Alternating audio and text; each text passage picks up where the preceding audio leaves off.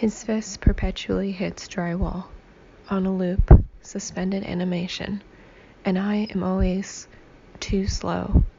Shutter clicks and shoulders shudder at the familiarity of terror, and my hand moves like it does under strobe lighting, disjointed and skipping time, heart drop and stomach knot.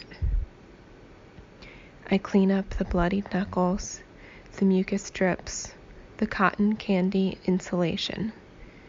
I breathe in the drywall dust, an emotional nostril vacuum, and I don't dare sneeze, or release, or beg, ever.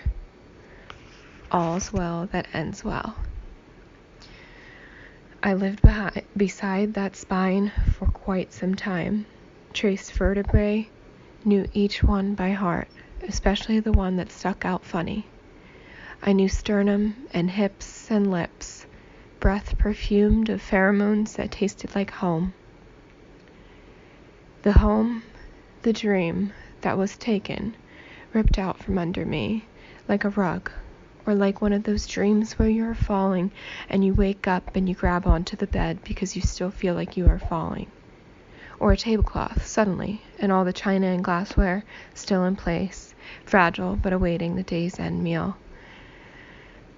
That home I built then got sullied with a new waltz of a wisp of a brown-haired guru straight from the stars to replace a circle-shaped hole with a rectangled-shaped person. Or to teach a lesson, you said, or something like that. All's well that ends well. That home, I painstakingly painted the walls white, then blue again.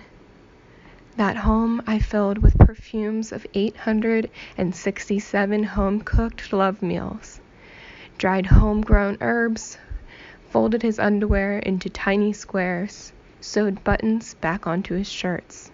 I tilled the soil and grew food from clay.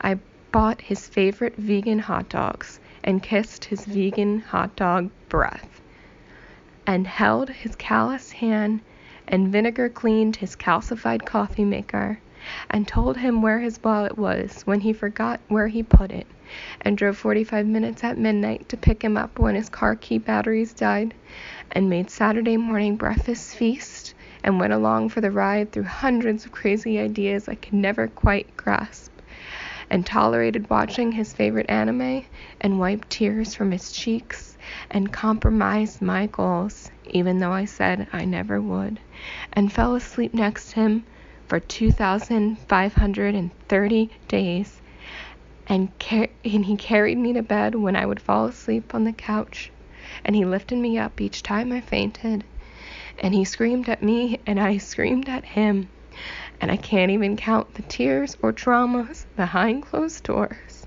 and sometimes open. Sometimes I yelled a little louder, wishing someone would come to my rescue and would know what to do, because I didn't know what to do. And my love wasn't the right kind of love. And don't touch me, he would say, and don't hug me and leave me alone. But how do I do that when that's how I love? And my soul was in ancient hieroglyphics. He couldn't read, even when I explained it in 72 different ways. Stop repeating yourself. His fist perpetually hits drywall, on a loop, suspended animation. I am always too slow. All ends that starts well.